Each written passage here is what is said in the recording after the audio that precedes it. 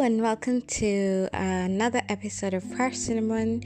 Today is episode 11. It's the final episode of season 1. I can't imagine we've done a whole season, and I'm really grateful for all the feedback I've been getting and all the discussions we've been having around the topics we've been discussing. As you've seen today, we are going to talk about emotional intelligence, and in particular, we're going to look at the components of emotional intelligence, which are self-awareness, self-motivation, self-regulation, social skills, and relationship management, basically. So, what exactly is emotional intelligence? Scientifically, because it comes from a science base in psychology, it basically means, it narrows down to the ability to understand your own emotions, to regulate your own emotions, to use these emotions to understand knowledge, and to execute these emotions to help yourself to have self-growth, basically. That's what, in a nutshell, it's all about. And we look at the 5 components of emotional intelligence, and self-awareness really looks at the ability for one person, or for the person in question here, to be able to evaluate themselves, understand the emotions that they're going through, and be able to label those emotions and say, okay, for example, I am feeling sad, to recognize that is what you're actually feeling. So that is what is self-awareness. Self-regulation is the ability to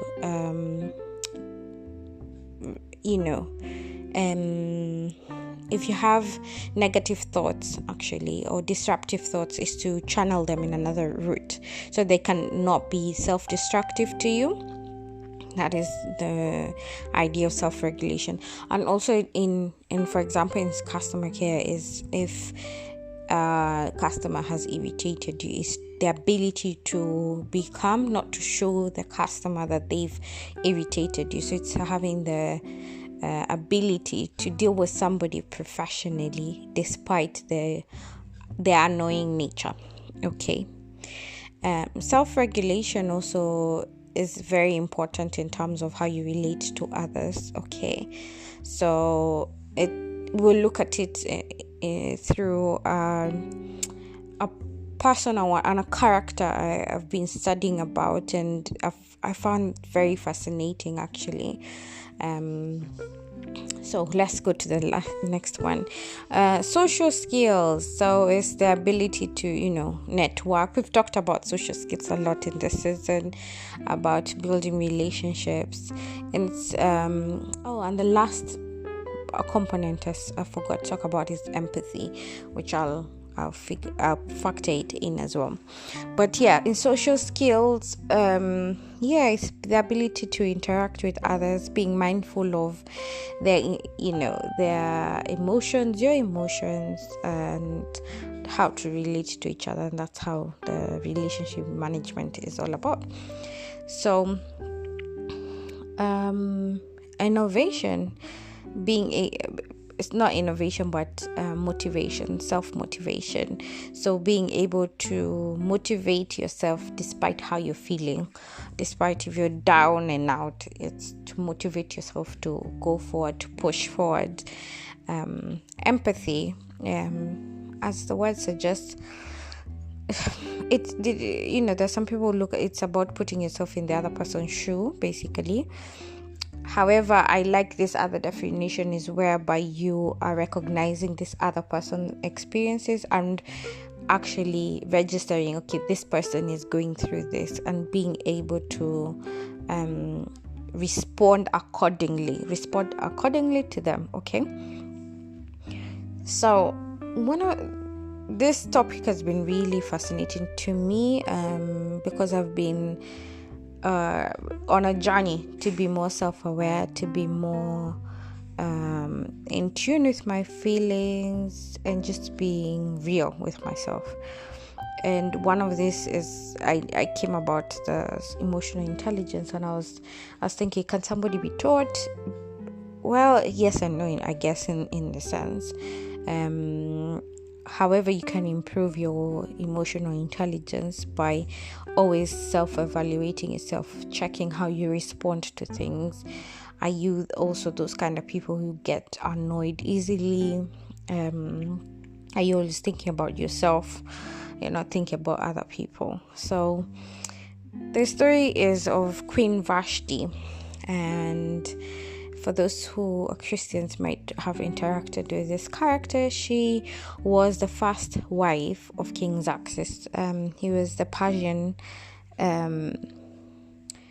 king, and his kingdom was huge. He was huge. It extended actually from India to modern day Ethiopia. So there were around 127 provinces, if I'm not wrong. So, and all these provinces spoke their different languages. And it's written from books and commentaries that he was obsessed in conquering Greece. So he came up with this idea to have a party and to have a way of gaining support so that he can conquer Greece. So he had a 6-month long 180 days party. Basically, it was like a festival to show off all his power, his might, his wealth for 180 days. So I was thinking, first of all, how rich was King Xerxes? What would you be having that you needed 180 days to show off? My goodness, that blew my mind, first of all. And it made me think, how vain is he? But also it made me realize men have always been about ego and look what I have and see and want to display it. So when this whole fiasco ended, he decided to have a 7-day party banquet. And literally he instructed the wine stewards, he had wine stewards, people, that people should drink to their fill. It doesn't matter, So on the seventh day of this banquet, he was feeling very good about himself because of the wine. He was, in high spirits. And I don't know where this thought came. Apparently, he thought it would be cool to have his wife, who history records that she was very good looking, very good skin, she stood out. She was one of the most beautiful women in the empire. So he thought this would be a cool idea to actually parade her in front of everyone. So in those days, actually, the parties, if they throw a party, men and women didn't mix. So he invited every man in, the nobles, the poor. The seventh day, people interacted from the high in social class and low in their social class hierarchy. So he sent 7 eunuchs to his wife, and Queen Vashti asked her to come parade herself wearing the crown. Now, people, I need you to understand that it's recorded really, and a lot of commentaries suggest that she was not going to wear her lovely robes and clothes and stuff. No, she was supposed to come wearing only the crown and parade herself in front of all these men. Let's just let that sink in, first of all. Just think about the magnitude of what is happening here.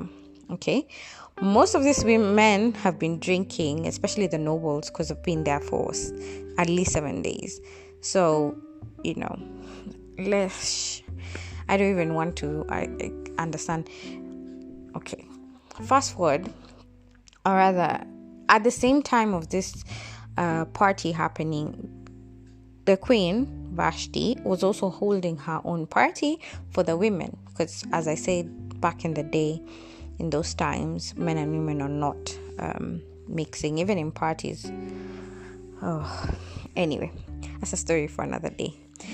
So when she was told by the eunuchs about the king's decree and demand, she said no. She sent them back saying, no, I refuse. And obviously the king was vexed. He was annoyed. He was so annoyed. So, and obviously this shot his ego. He was so upset because he was thinking this is the thing that will be the icing on the cake. So and if you read commentaries and articles, they actually say he was such a vile man.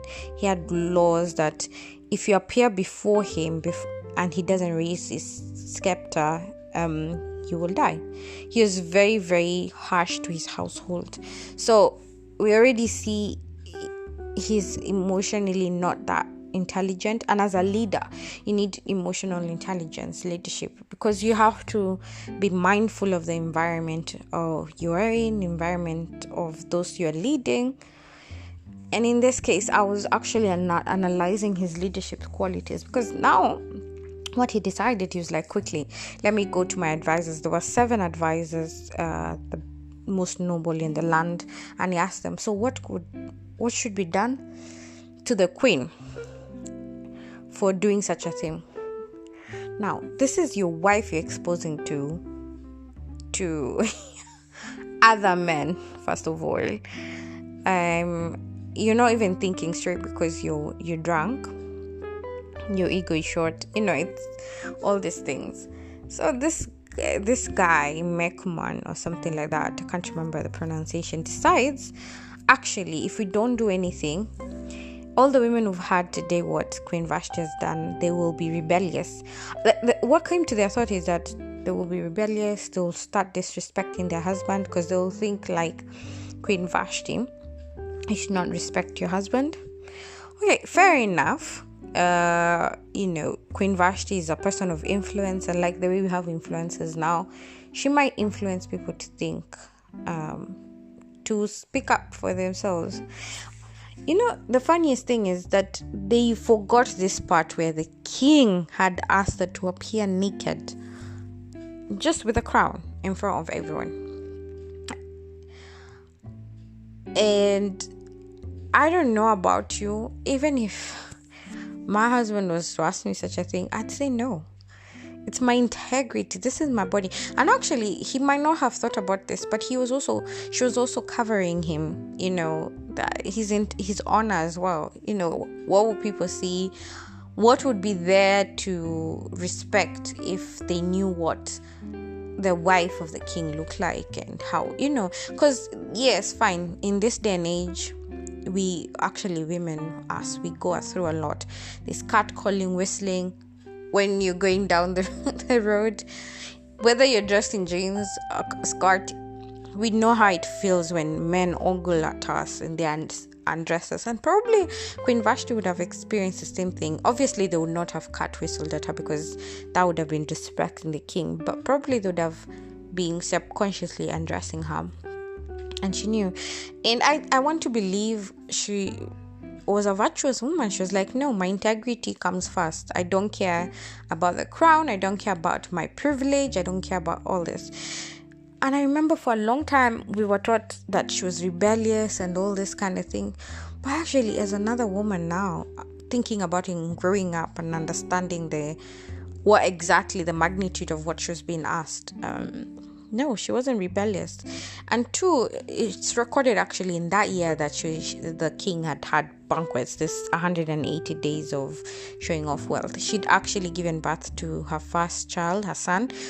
So basically, she was so tired. She was throwing a party also for the women, and virtually, why parade yourself naked? I mean, she knew what she was worth.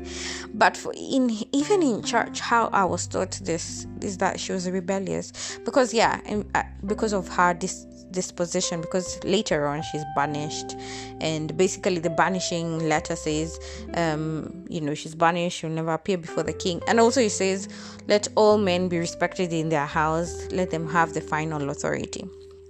I was like, whoa.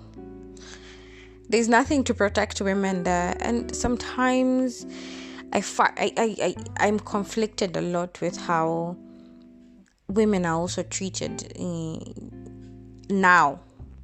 Then maybe we can say they were, unaware, but still this parading of women goes on in many ways. It might be modern and cool, in how we do it, but it shows there's a lack of emotional intelligence in our society, just like it was then. The king, I will go right at you. You lack the emotional intelligence to understand, to one, self-regulate yourself, how you felt.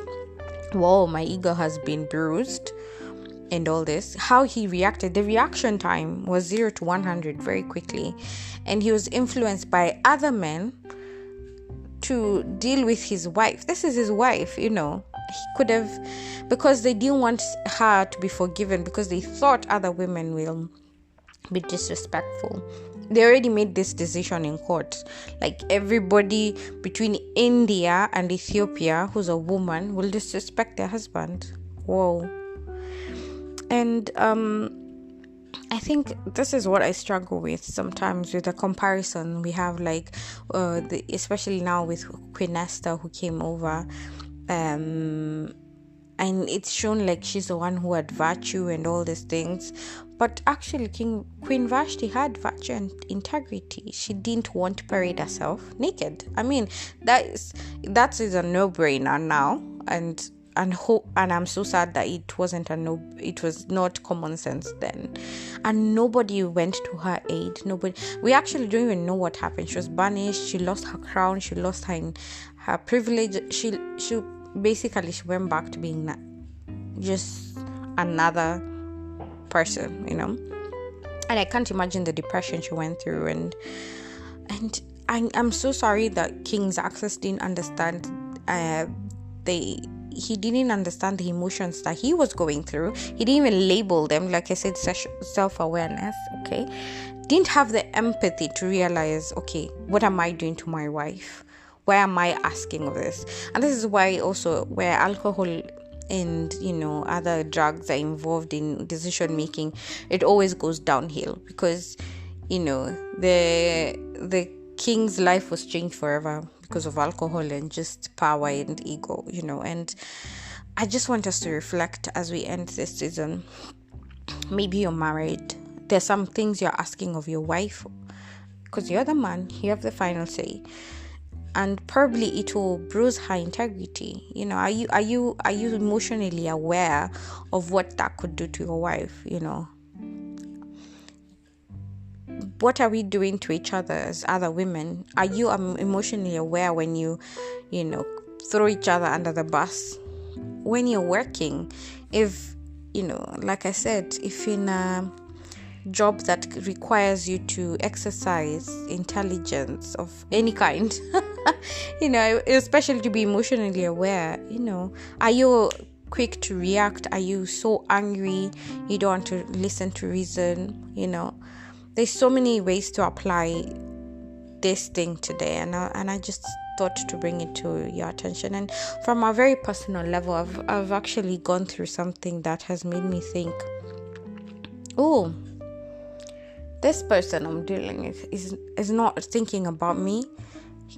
This person has actually done things over and over again to show that they're not emotionally intelligent and not empathetic towards my own emotions. What would happen if by their actions they've reacted the way they want to react because of ego and selfish,